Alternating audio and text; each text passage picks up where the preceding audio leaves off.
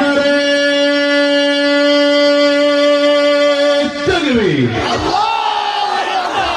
হলো না, এই আওয়াজে আমার চলবে না, পোষায় নেই, গাড়ি ভাড়াই পোষায় না, আরো জোরে লাগবে, ঠিক আছে? নারে তাকবীর। ইয়া পিছা কইরা এই আপনারা মোবাইল টোবাইল রেখে আমার লগে উঠা করেন ইনশাআল্লাহ, বাদ দেন উঠা করেন দুই হাত সবাই। নারে তাকবীর, আল্লাহু আকবার, আরো জোরে নারে তাকবীর। আল্লাহু আকবার। তোমার নেতা আমার নেতা বিশ্বনবী মুস্তাফা, আমরা সবাই রাসূল সেনা, ভয় করি না বুলেট বোমা, নারে তাকবীর। কোরআন সুন্নাহর আলো, কোরআন সুন্নাহ যেখানে, আলেম ওলামা যেখানে, পীর বুজুর্গ যেখানে, সুদ ঘুষ যেখানে, নাই তো? তাই জোরে নাই তো? আপনাদের এখানে সুদখোর আছে, ঘুষখোর, মদখোর, ক্যাসিনোখোর, সবই তো আছে, আবার নাই কোন কেন? আছে, সব আছে, আছে ভাই, আছে আছে অনেক কিছুই আছে, অফিসে ঘুষ আছে, দেওয়ার মানুষ আছে, আছে আছে অনেক কিছুই আছে, অফিসে ঘুষ আছে, দেওয়ার মানুষ আছে, দুর্নীতি শীর্ষে আছে, আর কি মোরা চাই রে, ও দেশের ভাই রে, বাংলা কোথায় যাই রে, একটু শান্তি বল কোথায় গিয়ে পাই রে।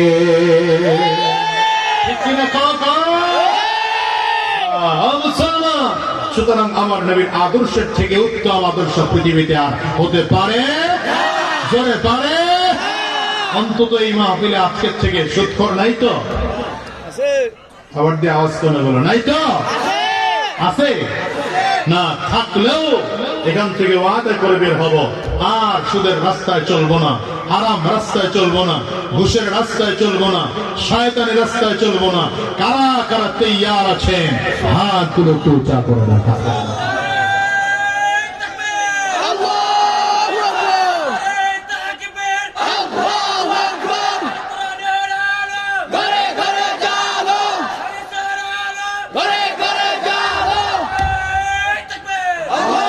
আল্লাহ কবুল করুন, চিৎকার করে জোরে বলেন আমিন। আমার ভাইরা, রাসূল আরবি সাল্লাল্লাহু আলাইহি ওয়াসাল্লামের আদর্শ পৃথিবীর সব থেকে শ্রেষ্ঠ আদর্শ। আমার নবীর আদর্শের মতো কারো আদর্শ হতে পারে? জোরে পারে? এই চিল্লা পারে? আমরা মানলে কার আদর্শ মানবো? পায়না তো জোরে বলে না তো, আদর্শ মানলে কার আদর্শ মানবো? নবীজির আদর্শ মানবো, ঠিক আছে তো ইনশাআল্লাহ? তো ওয়াদা করতে রাজি তো? আল্লাহ কবুল করুন, চিল্লায়া জোরে বলেন আমিন, আরো জোরে বলেন আমিন। সাহাবায়ে কেরাম জন্মসূত্রে ছিলেন জাহান্নামের আসামি। বলেন কিসের আসামি? বলে না কিসের আসামি? এই সাহাবায়ে কেরাম আমার নবীর আদর্শে যখন আদর্শবান হলেন, কোরআন ও সুন্নাহ অনুযায়ী নিজের জীবনটাকে সাজাতে আরম্ভ করলেন, এই সাহাবায়ে কেরাম জান্নাতের মেহমান হয়ে দুনিয়া থেকে বিদায় নিয়েছে।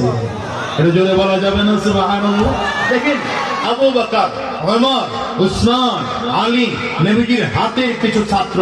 আবু বকর সিদ্দিক রাদিয়াল্লাহু আনহু আমার নবীর হাতের এমন চমৎকার ছাত্র যাকে আল্লাহ তাআলা নিজে সালাম দিয়ে পাঠায়।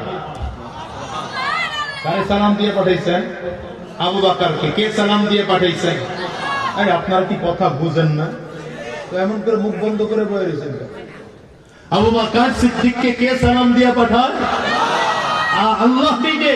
দেখেন, আপনারা যদি মেম্বার সাহেব ইনভাইটেশন কার্ড পাঠায়, একটা আলাদা ভাব সব আসেনি? আসেনি?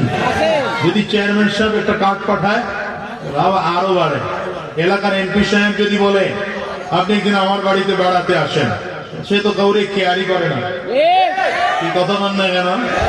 আল্লাহ না করুক, প্রেসিডেন্ট যদি কোনোদিন কাউরে ফোন দিয়ে বলে যে আসেন, আপনাকে আমি ভালো করে চিনি, একবার দুপুরে খানা খাইতে চাই আপনার সাথে, শুধু এলাকার সবাই মনে করে আরে বাবা, আমি বুঝি এলাকার সবচেয়ে বড় নেতা হয়ে গেছি। ঠিক না অথচ আবু বকর সিদ্দিক রাদিয়াল্লাহু আনহুকে কে সালাম দিয়ে পাঠিয়েছেন? তো আঙ্গুলটা উঁচা করে বলেন, কে সালাম দিয়ে পাঠিয়েছেন? জিবরিল আমিন একবার নবীজির কাছে আসছেন। জিবরিল আমিন আয়েশা আমার নবীজির কাছে এসে হাজির। নবীজি তাকায় দেখেন জিবরিলের পরনের কি বলে জামাটা ছালার চটের জামা। জুব্বাটা কিসের? কথা বলে না, কিসের? ছালার চটের। মাথার পাগড়িটাও ছালার চটের। নবীজি তাকায় দেখেন ব্যাপার কি? জিবরিল এসে বললেন, পয়গম্বর আপনার আবু বকরকে একটু সালাম জানান। নবীজি আবু বকরকে ডাকলেন। আবু বকর সিদ্দিক রাদিয়াল্লাহু আনহু আসলেন। এক পাশে আবু বকর সিদ্দিক, আরেক পাশে জিবরিল আমিন। নবীজি তাকায় দেখেন জিবরিলের পরনে যেমন ছালার চটের জুব্বা, আবু বকরের পরনেও ছালার চটের জুব্বা।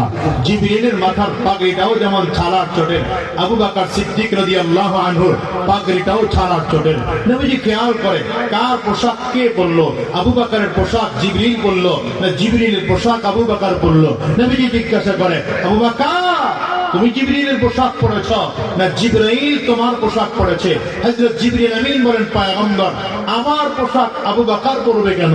বরঞ্চ আমি নিজেই পছন্দ করে আজকে আবু বকরের পোশাক পরেছি। শুধু আমি একা নয়, আসমানের গোটা আসমানের ফেরেশতারা আজকে সবাই খুশি হইয়া আবু বকরের পোশাক পরেছে। নবীজি তাকায় তাকায় কাঁদতেছেন আবু বকর সিদ্দিকের দিকে।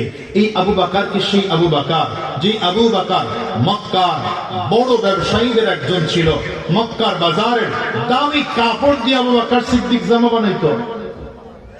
জানেন আবু বকর সিদ্দিক গরিব ছিলেন না, মক্কার বাজারের বড় মানুষ, বড় ব্যবসায়ী ছিলেন। আমার নবী বড় বড় ব্যবসায়ী সাহাবী ছিলেন আবু বকর। আবু বকর সিদ্দিক মক্কার বাজারের সবচেয়ে বড় দামি কাপড় দিয়ে জামা বানাইতেন। আজকে নবীর জন্য দিতে দিতে দিতে দিতে গরিব হয়ে গেছে। নবীজি একদিন মসজিদে নববীতে কয়, হুব্বিবা ইলাইয়া মিন দুনিয়াকুম সালাত, হুব্বিবা ইলাইয়া মিন দুনিয়াকুম সালাত। সাহাবায়ে কেরাম আমি নবীর কাছে দুনিয়ার মধ্যে সবচেয়ে প্রিয় জিনিস হলো তিনটা। কয়টা? তিনটা। জোরে কয় না? তিনটা। কয়টা জোরে বলেন? নবী আমার বলেন, এক নম্বর আমি নবীর কাছে এক নম্বর সবচেয়ে পছন্দের হলো সুগন্ধি। দ্বিতীয় নম্বর নিসা, মহিলা জাতি আমি নবীর কাছে বড় প্রিয়। তিন নম্বর রাসূল আরবি বলেন, জুইলাত কুররাতু আইনি ফিস-সালাহ, নামাজের মধ্যে আমি আমার চোখের শীতলতা খুঁজে পাই। আমার নবীর কাছে এক নম্বর প্রিয় হলো সুগন্ধি, দ্বিতীয় নম্বর মহিলা। মহিলা মানে কি? অনেক যুবক বলে, হুজুর আমার নবীর কাছে মহিলা প্রিয়, এই জন্যই তো আমরা পুরুষ হইয়া জন্ম নিয়াও মহিলা শাস্তে চাই। আসেন এই যুগে একদল সমাজে এখন পাওয়া যায়। আগে জানতাম আল্লাহ তাআলা এক জাতিকে পুরুষ বানাইছেন, আরেক জাতিকে নারী করে তৈয়ার করেছেন, আরেক জাতিকে আল্লাহ তাআলা হিজরা করে তৈয়ার করেছেন। কিন্তু এখন শুনি আরেক জেনারেশন নাকি বর্তমানে আছে, এরা নারীও না, এরা পুরুষও না। এরা কি? এরা নিজেরাও জানে না। 18 বছর 20 বছর পুরুষ হয়ে বড় হয়েছে, তার শরীরটা পুরুষের মতো, আকৃতিটাও পুরুষের মতো, কণ্ঠটাও পুরুষের মতো, দেখতে পুরুষের মতোই লাগে, পুরুষ শারীরিক আকৃতি অবয়ব পুরুষের মতো। 18 বছর 20 বছর হয়ে যাওয়ার পরে বলে, আল্লাহ আমারে ভুল বানিয়েছে, যদিও পুরো বডিটা আমার পুরুষের, মনটা আমার মহিলার মতো। তার মানে আমার মন মহিলা মন পুরুষ দেহের মধ্যে আটকে পড়ে আছে। আবার একদল গাধা কয় আমার পুরুষ মন মহিলার দেহের মধ্যে আটকে আছে। তাই এখন কি করা লাগবে? আমার জেন্ডার পরিবর্তন করতে হবে। কেমনে পরিবর্তন করব? ডাক্তারের কাছে যাইয়া অপারেশন করে ট্রান্সলেট করতে হবে, এটারে ট্রান্সফার করতে হবে, তাইলে আমার নাম হবে ট্রান্সজেন্ডার। নাউজুবিল্লাহ, কারি জয় করেন। তাইলে নাম কি গো? হ্যাঁ, আল্লাহ নামাইছেন একজন পুরুষ, একজন নারী। শুনেন, হিজরা যারা, এদেরকে আল্লাহ তাআলা হয়তো পুরুষ নয়তো নারী করে তৈরি করেছে। ইসলামের বিধান হিজরাতের জন্য আলাদা নয়, ভালো করে বুঝেন। হিজরাতের জন্য আলাদা ইসলামের কোন বিধান হলো দুইটা, পুরুষের জন্য এক বিধান, নারীর জন্য এক বিধান। হিজরা যারা, হিজরা চিনেন তো? হিজরা সম্প্রদায় আমাদের দেশে এদেরকে থার্ড জেন্ডার বলে। থার্ড জেন্ডার বলতে কিছু নেই, এরা হিজরা সম্প্রদায়। হিজরা সম্প্রদায়ের অবস্থা হলো এমন, যদি কোনো হিজরা 60%, 65%, 70%, 80%, 90% পুরুষের আকৃতি নিয়ে জন্ম দেয়, তাহলে এই মানুষটা পুরুষের মতোই ধর্ম পালন করবে, পুরুষের মতোই চলাচল করবে, সমাজে পুরুষদের মতো করেই চলবে।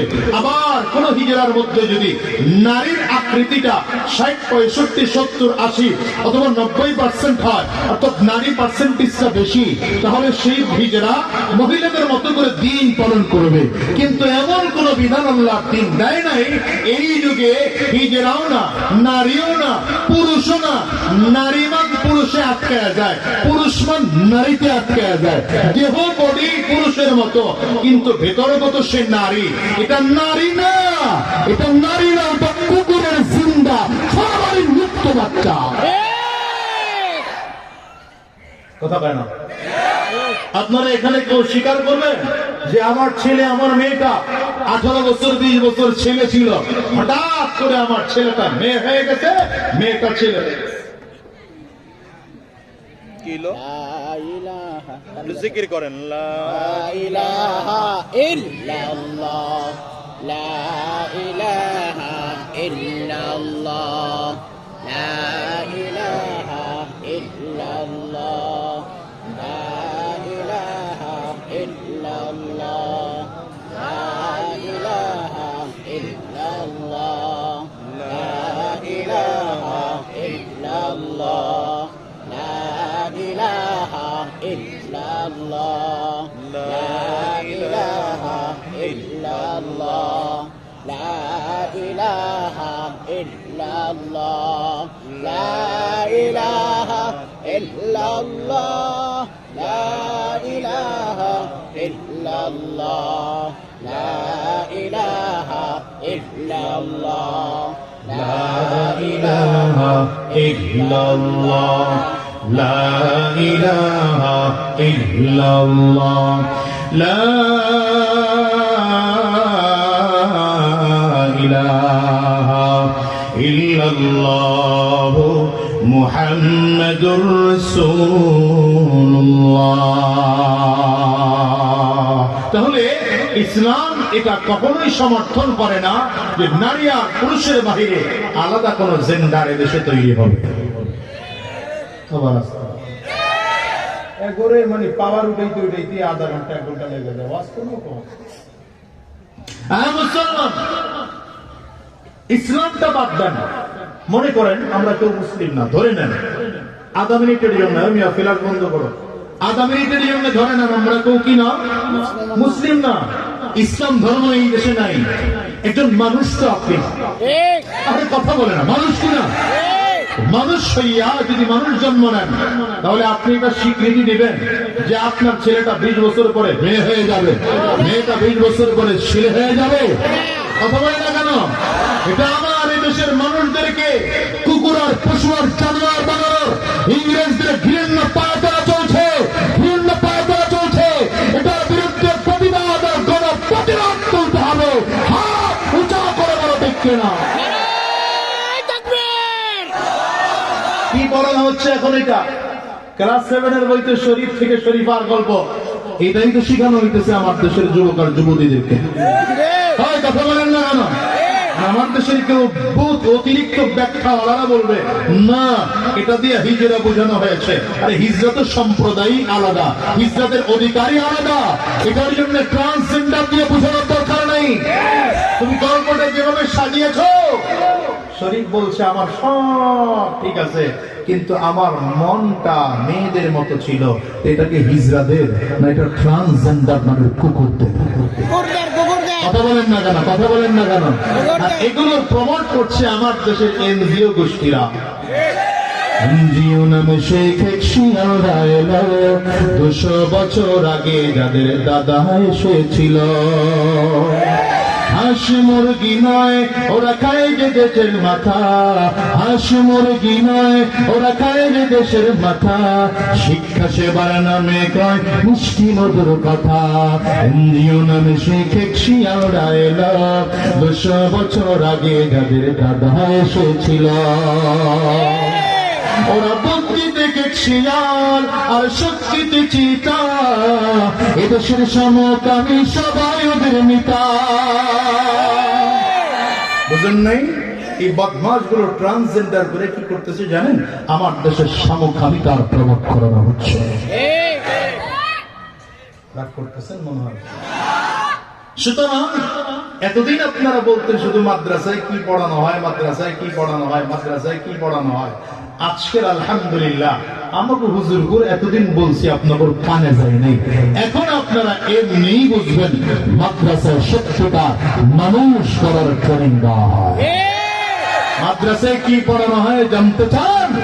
তো তাহাজ্জুদের নামাজের সময় মাদ্রাসায় আসবেন, আসলে দেখবেন তাহাজ্জুদের নামাজে বাচ্চাগুলো দাঁড়িয়ে দাঁড়িয়ে দাঁড়িয়ে দাঁড়িয়ে চোখের পানি ফেলে কান্না করছে আর নামাজ আদায় করতেছে।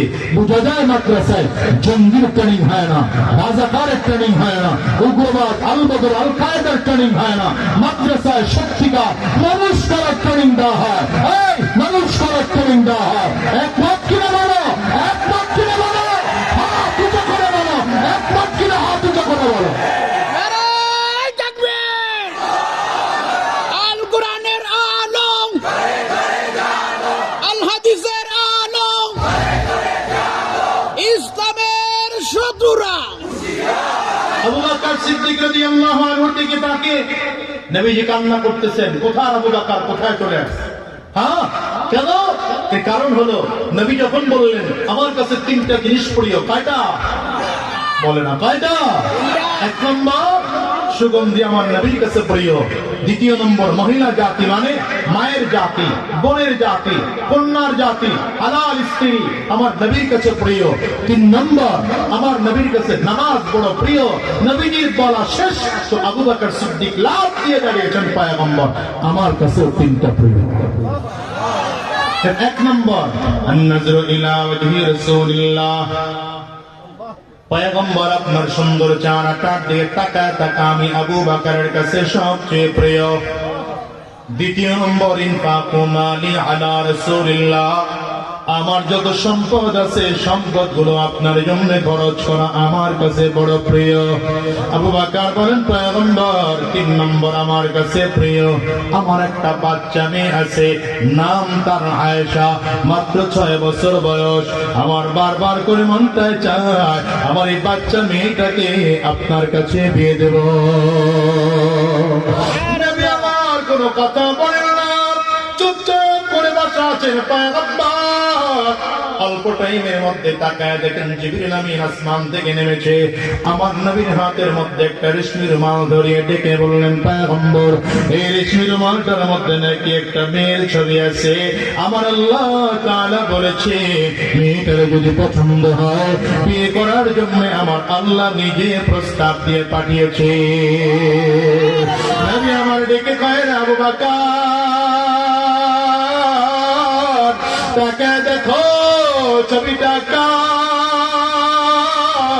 আবু বকর সিদ্দিক রাদিয়াল্লাহু আনহু ডেকে বলেন পয়গম্বর আল্লাহর কসম, আল্লাহর কসম এই ছবিটাই তো আমার মেয়ের ছবি। নবী আমার কয় আবু বকর এখন তোমার মেয়েটা ছোট না বড়, ভালো না মন্দ, সুন্দর না অসুন্দর জানার প্রয়োজন নাই, কিন্তু আমার আল্লাহ তাআলা বলেছেন আমি নবী তোমার মেয়েকে ছোট হলেও বিয়ে করার জন্য তৈয়ার।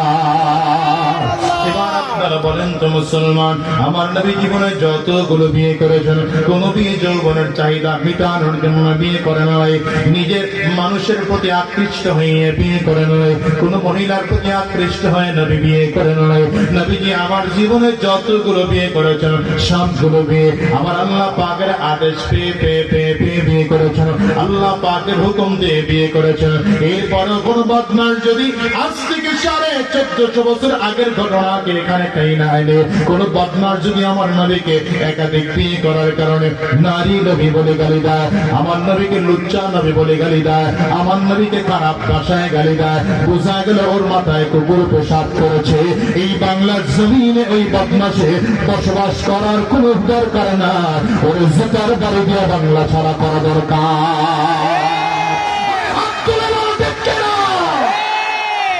দুনিয়ার যুবক, আমার নবী জীবনে যতগুলো বিয়ে করেছে সব কার আদেশ ছিল? চিল্লা আওয়াজ করে বলো, আওয়াজ করে বলো।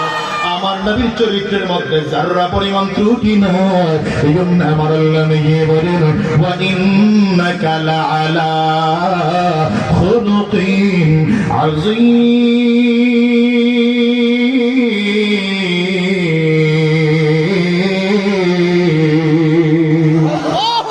মুসলমান, এই জন্য রব্বে করিম বলেন, পয়গম্বর আপনি মহান চরিত্রের অধিকারী, আপনার চরিত্রের মধ্যে কোনো দাগ নেই, কোনো অঙ্গ নাই।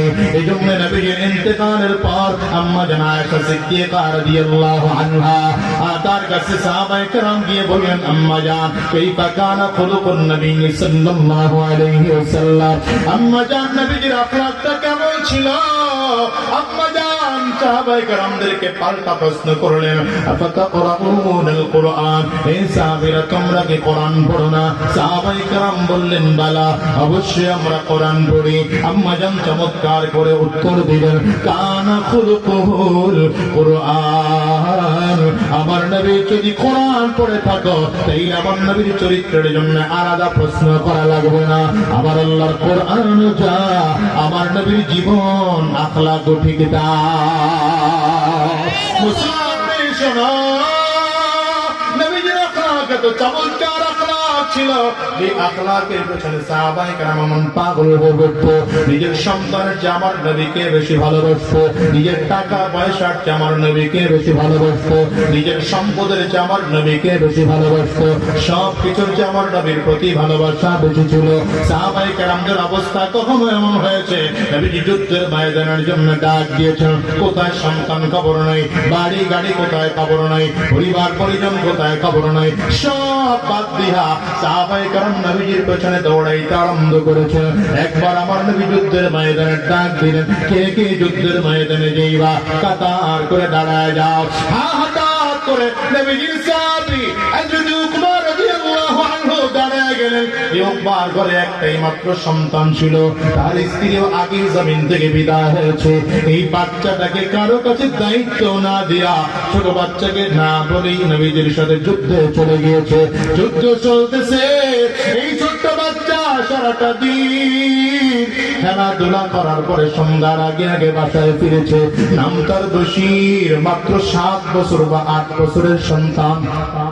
বাসায় এসে আশপাশের মানুষকে জিজ্ঞাসা করে, আমার আব্বু কোথায়? আব্বু না ছিল এখানে। বলে, তোমার আব্বু যুদ্ধের ময়দানে আমার নবীর সাথে চলে গিয়েছে। এই ছোট্ট বাচ্চা বারবার করে বাবা খুঁজতেছে, কোথাও বাবা পায় না। বাবা না পাইয়া কার কাছে যাবে? ঘরে মা নাই যে মায়ের কাছে যাবে। আত্মীয় স্বজন বলতে দুনিয়ায় তার কেউ নাই, মামা নাই, খালা নাই, ফুফু নাই, চাচা বলতে দুনিয়ায় আপনজন কেউ নাই। কার কাছে যাবে?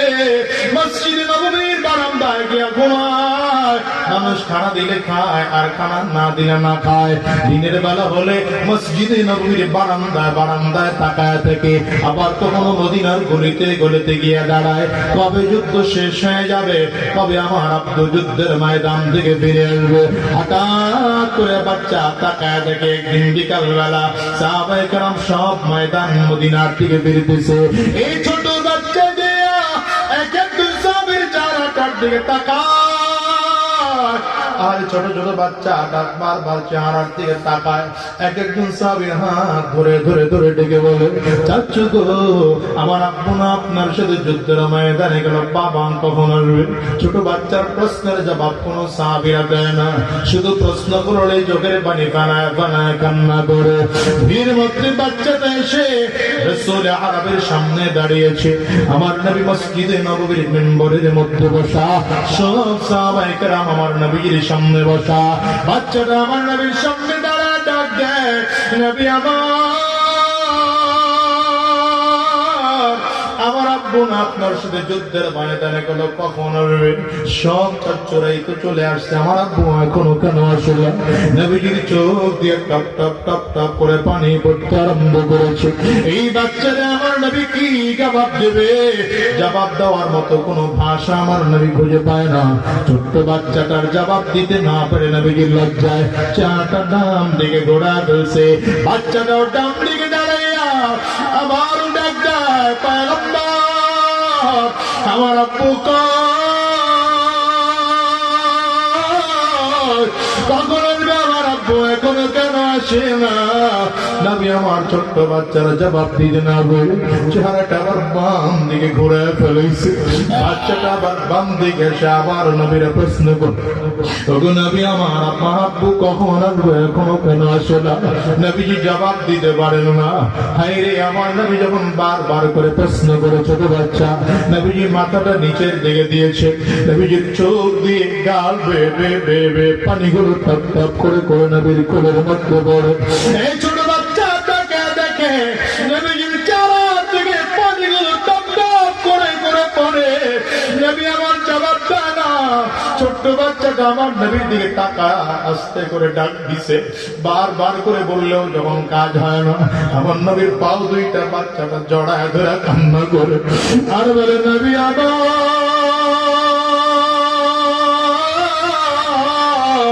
আমার আব্বু কয়, আব্বু কয়, আমার আব্বু এখনো কেন আসে না? কখন আমার আব্বু ফিরে আসবে? ছোট বাচ্চার দিকে তাকায় আমার নবী কোনো জবাব দিতে পারেন না। চেহারাটা উঁচু করে ডাক দেয়, রে বশীর, আমি তোরে কেমনে বোঝাবো জানি না, তোর বাবা দুনিয়ায় নাই। শহীদ হইয়া ওই যুদ্ধের ময়দানে যাইয়া শহীদ হইয়া আমার আল্লাহ জান্নাতে চলে গিয়েছে। কথাটা বলতে দেরি হয়, এই বাচ্চাটা আরো জোরে জোরে চিৎকার করে কাঁদতে আরম্ভ করেছে। ও নবী আমার আব্বু এটা কেমন কাজ করলো? একটু আমার কাছে বলেও গেল না, আমার দুনিয়ার কারো কাছে দায়িত্ব নিয়ে গেল না। আমি একা মানুষ, আমার থাকতে বড় কষ্ট হয়। আমি আমার বাবার কোলে করে চলতাম, একা খাইতে পারি না। আমার আব্বু আমার ঘরে লোকমা উঠা উঠা খাওয়ায় দিত, আমি একা গোসল করতে পারি না, বুঝুন আমার আব্বু আমার গোসল করাইয়া দিত। আয় আল্লাহ, আমার আব্বু এটা কেমন কাজ করলো? বাচ্চাটা জোরে জোরে চিৎকার করতেছে আর বলে, পয়গম্বর আপনি তাকায় দেখেন, এই যে পশ্চিম আকাশে সূর্য ডুবে যাবে কিছুক্ষণ পরে, সূর্য ডুবে গেলে আমি আমার বাবার কোলে মাথা রেখে ঘুমাইতাম। আজকে আমার বাবা কার কোলে মাথা রেখে আমি একটু ঘুমাবো। নবীজি বাচ্চাটার দিকে তাকায়, আমার নবীর চোখ দিয়েও পানিগুলো বের হয়। এই ছোট বাচ্চাটার চোখ দিয়েও পানি বের হয়, কারণ আমার নবীও তো এত অল্প বয়সে মা হারাইছে, এত অল্প বয়সে আমার নবীও তো বাবা হারিয়েছে। নবীজি জন্মের পরে নিজের বাবারে দুই চোখে দেখতে পারলাম। আমার নবীজির ঘরে যখন 6 বছর বয়স, নবীজির মা জমিন থেকে বিদায় হয়েছে। ও রামপুরবাসী, ভালো করে শোনো, এই মজলিসটার মধ্যেও খুঁজতে পাওয়া যাবে এমন মানুষ আছে যেই মানুষগুলোর ঘরে মা নাই, যেই মানুষগুলোর ঘরে বাবা নাই। হ্যাঁ যুবক, হয়তো আমার কতগুলো তুমি বুঝবা না, আমি আজাদে একজন মা হারা সন্তান। এখান থেকে মাহফিলটা শেষ করে বাসায় গিয়ে দরজার মধ্যে ঢোকা দিলে আমার মা দরজা খুলবে না। হয়তো দামি ফ্ল্যাট ভাড়া করে থাকো, সুন্দরী আর শিক্ষিতা স্ত্রীকে আজকে মাকে তুমি ভুলে গেছ। ও যুবক, তোমার কি খবর আছে? মা এই ঠান্ডার ঘরের মধ্যে শুয়ে থাকে, শিশিরের ফোঁটাগুলো টিনের চালের ফাঁক দিয়ে মায়ের শরীরে top top top top top top করে পড়ে। মা যে একটু কম্বল দিয়ে শরীরটা ডাকবে, সেই কায়দাও মায়ের নাই। ঠান্ডার কারণে মা ঠক ঠক ঠক ঠক করে কাঁপতে থাকে, কিন্তু এর বড় সংসারের জন্য মা কখনোই বদদুয়া করে না। এই মজলিসটার দিকেও তাকাও, তাকায় দেখো কত মানুষের যেন মা নাই, কত মানুষের যেন বাবা নাই। বাজান রে, আজকের এই মজলিসটার মধ্যে আমার মতো কার কার মা নাই? একটু একটু হাতটা উঁচা করে দেখা। ও বাজান, কার কার বাবা নাই আপনারাও হাতটা উঁচা করে দেখা। হাতগুলো একটু তুলে রাখেন। আমার যুবকগুলো তাকায় তাকায় দেখুক মা হারা মানুষগুলোর চোখ দিয়ে কেমনে পানি বের হয়। বাবা হারা মানুষগুলোর চক্ষু দিয়ে কেমনে পানিগুলো বের হয়। ও যুবক, এই মানুষগুলোর চেহারার দিকে একটু তাকায় তাকায় দেন। যতগুলো মানুষ হাত তুলেছে, এদের কারো ঘরে মা নাই, কারো ঘরে বাবা নাই, আবার কারো ঘরে আব্বা আম্মা দুইজনের কেউ নাই। আমি তোমাদেরকে কেমনে বোঝাবো জানি না। এই যুবক রে, আজকে হয়তো তোমার ঘরে মা আছে, বাবা আছে, তুমি বুঝো না। নবী আমার কাহুমা জান্নাতুকা ওয়া হুমা নার। আব্বা আম্মাই তোমার জান্নাত, আব্বা আম্মাই তোমার জাহান্নাম। কেমনে জান্নাত হয়? রাসূল আরবি বলেন রিজার রাব্বি রিজাল ওয়ালিদাইন। যদি আব্বা আম্মা খুশি হয় তো আমার আল্লাহ তাআলা খুশি। আব্বা আম্মা যদি বেজার হয়, আমার নবী বলেন তাইলে আমার আল্লাহ তাআলা বেজার। আজকের এই মাহফিলটা দিকে তাকায় তাকায় দেখো, কলিজার টুকরো যুবক রাহমাতুল লিল আলামিনের চোখ দিয়া দিয়া তাপ তাপ করে পানিগুলো জমিনের মধ্যে পড়তেছে। আমার নবীও কান্না করে, এই ছোট্ট বাচ্চা বশিরও কান্না করে। হঠাৎ করে নবী আমার হাতটা বাড়ায় দিয়া ডাক দেয়, বশিরা আমি নবী তোর বাবারে জান্নাত থেকে ফিরে এনে দিতে পারবো না, তবে আমি নবী ওয়াদা করলাম যতদিন এই জমিনের মধ্যে থাকবো বাকি জিন্দেগির জন্য আমি তোর বাবা হয়ে গেলাম। কলিজার টুকরা যুবক ভাই, আজকের ময়দানটার দিকে হিসাব করো। যে মাদ্রাসার মাহফিল, এই মাদ্রাসার দিকে তাকায় দেখো, কত মাদ্রাসার বাচ্চা যেন আছে তাদের ঘরেও মা নাই, কত মাদ্রাসার বাচ্চা যেন আছে তাদের ঘরে বাবা নাই। মাদ্রাসার বন্ধ হয়ে গেলে কেউ তো মায়ের কোলে চড়ে চড়ে বাড়ি যায়, আবার কেউ তো বাবার হাত ধরে নাচতে নাচতে বাড়িতে যায়। মাদ্রাসার খুঁটি ধরে কত বাচ্চা যেন কান্না করে, আল্লাহ আমার বুঝি আজকে মা নাই, আমার বুঝি আজকে বাবা নাই। আমার যদি কেউ থাকতো তাইলে আমিও তো আমার মায়ের আর বাবার হাত ধরে যাইতে পারতাম। অনুরোধ করে গেল রে ভাই, এমন একটা দিন আসবে যদি তুমি আর আমিও এই জমিনের মধ্যে থাকবো না।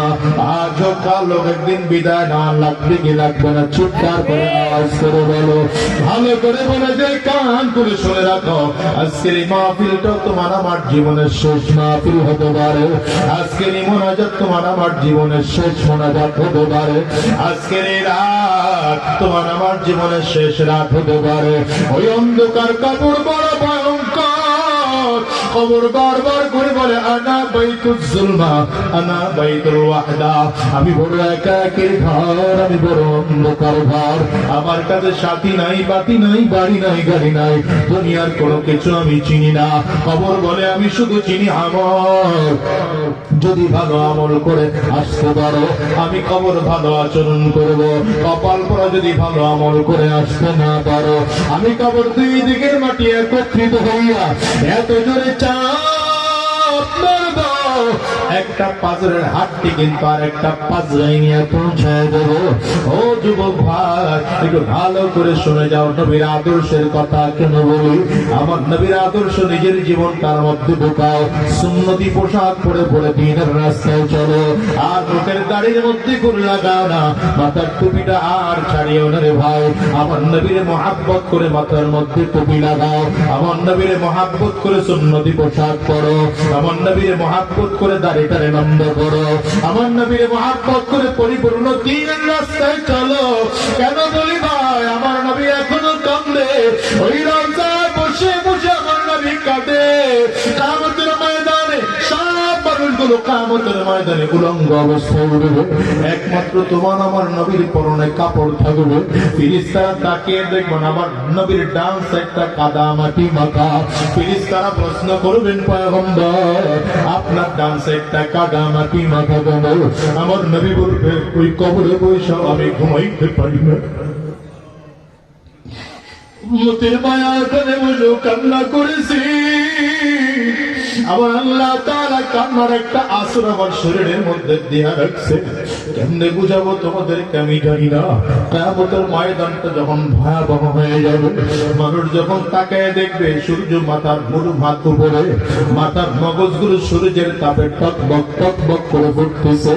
মানুষ ডান দিকেও তাকাইয়া দেখবে জাহান্নামের আগুন, বাম দিকেও তাকিয়ে দেখবে জাহান্নামের আগুন, সামনের দিকেও তাকিয়ে দেখবে জাহান্নামের আগুন, পেছন দিকেও তাকিয়ে দেখবে জাহান্নামের আগুন। চারিদিক থেকে ঘুরে ঘুরে বাবা চিল্লা জাহান্নাম সামনের দিকে আগাইতেছে। মানুষগুলো হয়রান আর পেরেশান হয়ে যাবে। সন্তান পর্যন্ত নিজের বাবা মাকে চিনবে না, বাবা মা তার সন্তানকে চিনবে না। রব্বি কারীম কয় ইয়াউমা ইয়াফিরুল মারউ মিন আখিহি ওয়া উম্মিহি ওয়া আবিহি ওয়া সাহিবাতিহি ওয়া বানিহি। মানুষদের অবস্থা এত মারাত্মক হয়ে যাবে, কেউ কাউকে চিনবে না, বন্ধু তার বন্ধুকে চিনবে না, বাবা মা তার সন্তানকে চিনবে না, সন্তান তার বাবা মাকে চিনবে না, ভাই তার ভাইকে চিনবে না, স্বামী তার স্ত্রীকে চিনবে না, স্ত্রী তার স্বামীকে চিনবে না। এই মুহূর্তে সব নবীরা পর্যন্ত ইয়া নফসি বলে বলে ময়দানে চিনলেই তো পড়বে। কিন্তু একমাত্র ওই ময়দানটার মধ্যে তোমার আমার নবী সরওয়ারে দু আলম জনাব মুহাম্মদুর রাসূলুল্লাহ সাল্লাল্লাহু আলাইহি ওয়াসাল্লাম পুলসিরাতের কিনারা দাঁড়া দাঁড়া তোমার আমার নবী কয় রব্বি হাবলি উম্মতি। তোমার আমার নবী চিল্লা কাঁদে আর বলে আল্লাহ আমার উম্মতকে বাঁচাও, আমার উম্মতকে বাঁচাও, আমার উম্মতকে বাঁচাও। অনুরোধ করিয়া যাই রে ভাই, গুনাহ নিয়ে কবরে যাওয়া যাবে না, শয়তানের ধোঁকায় পড়ে কবরে যাওয়া যাবে না, বেঈমান হইয়া কবরে যাওয়া যাবে না। আমার নবীর সুন্নাত তরিকায় নিজের জীবনটাকে সাজানো লাগবে, নবীজির সুন্নাত তরিকায় নিজের জীবনটাকে সাজাইতে হবে। এই মাহফিলটা থেকে ওয়াদা করে দেওয়া হয় আর খারাপ রাস্তায় চলবো না, আর হারাম রাস্তায় চলবো না, সুদের ব্যবসা আর করবো না, ঘুষের ব্যবসা করবো না, শয়তানি রাস্তায় চলবো না। যতদিন এই জমিনের মধ্যে বেঁচে থাকবো আল্লাহর গোলামি করে করে করে করে নবীর সুন্নাহ অনুযায়ী নিজের জীবনটাকে সাজাবো। কারা কারা তৈয়ার আছো? দুইটা হাত উঁচা করে আমার আল্লাহরে দেখা আওয়াজ দিয়ে চিল্লায় বলো আল্লাহ। চোখে যদি পানি নাও তাকে কান্নার বান্দরে ডাক দাও, ডানে আর বামে তাকে দেখো যুবক কার চোখে পানি। ওই মানুষটার দিকে তাকাইয়া নিজের নিজের ধিক্কার হওয়ার চোখের পানি ফেলায় কান্দ। কারণ দুনিয়ার ঘরে আগুন লাগলে যেমন পানি ছাড়া নিভানো যায় না, ওই কবরে যে জাহান্নামের আগুন ওটাও কিন্তু চোখের পানি ছাড়া নিভানো যাবে না। চিল্লাবার মালিকের জোরে ডাক দাও আল্লাহ, ডাক দাও না, আওয়াজ দিয়ে আমার মালিকের বলো আল্লাহ। কান্না না আসলে কান্নার ভান ধরে আমার মালিকের ডাকো আল্লাহ, আর জোরে ডাক দাও, ডাক দাও, চিল্লা বলো আল্লাহ। আমরা সবাই মিলে ওয়াদা করলাম আর শয়তানি রাস্তায় চলবো না, হারাম রাস্তার কদম বাড়াবো না, আর শয়তানি রাস্তায় চলবো না, এক ওয়াক্ত নামাজ আমরা আর ছাড়বো না, গুনাহের রাস্তায় আর চলবো না। আল্লাহ তুমি কবুল করে নাও, কবুল করে নাও। আওয়াজ দিয়ে চিল্লা বলো আমিন, আরো জোরে জবান খুলে বলো আল্লাহুম্মা আমিন। মনে বড় আশা ছিল যাব মদিনা, মনে বড় আশা ছিল যাব মদিনা। সালামি করব গিয়ে কমাবো, সালামি করব গিয়ে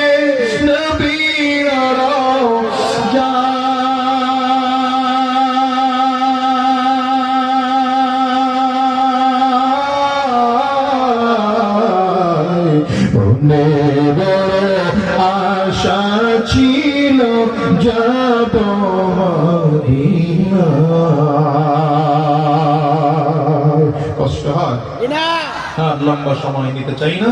আমার ভাইয়েরা, যে কথা বোঝাতে চেয়েছিলাম, নবীজির আদর্শ নাই নিজের জীবনটা সাজাবো। আমার নবী যেমন খুলুকে আযীম ছিলেন, আমার নবী, আমরা যদিও নবীজির চরিত্রে 100% চরিত্রবান হতে পারবো না, কিন্তু নবীজির আদর্শ নিজের সিনার মধ্যে ধারণ করে নবীজির আদর্শ অনুযায়ী নিজের জীবনটাকে সাজাবো। রাজি আছেন তো ইনশাআল্লাহ? সবাই রাজি তো ইনশাআল্লাহ? আল্লাহ কবুল করো, জোরে বলেন আমিন। আমার ভাই